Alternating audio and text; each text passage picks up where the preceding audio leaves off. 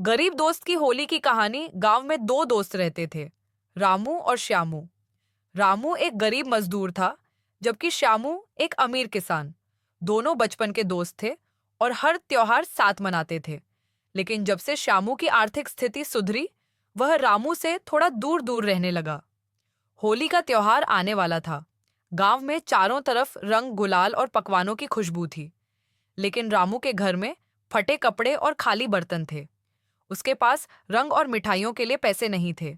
फिर भी उसने सोचा कि वह अपने दोस्त श्यामू के घर जाकर होली की बधाई देगा। रामू श्यामू के घर पहुंचा तो देखा कि वहां धूमधाम से होली मनाई जा रही थी। रंगों की बारिश हो रही थी, ढोल नगाड़े बज रहे थे और स्वादिष्ट पकवान परोसे जा रहे थे।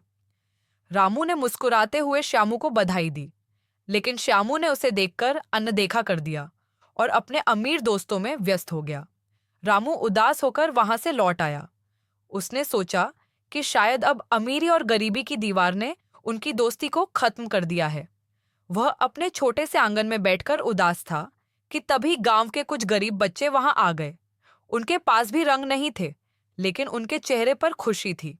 रामू ने मिट्टी में पानी डालकर होली खेलनी शुरू की और देखते ही देखते बच्चे भी उसके साथ खेल में शामिल हो गए। उनकी हंसी और खुशी देखकर रामू की उदासी दूर हो गई। उसने महसूस किया कि असली खुशी पैसों में नहीं, बल्कि सच्चे दिल और प्यार में होती है। उधर श्यामू को एहसास हुआ कि उसने अपने सच्चे दोस्त को नजरअंदाज कर दिया। उसे अपनी गलती का एहसास हुआ और वह रामू के घर पहुंचा। उसने रामू को गले लगाया और कहा, होली का असली रंग दोस्ती और अपनापन है।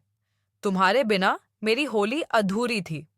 इस तरह इस होली पर अमीरी गरीबी की दीवार टूट गई और सच्ची दोस्ती का रंग और भी गहरा हो गया।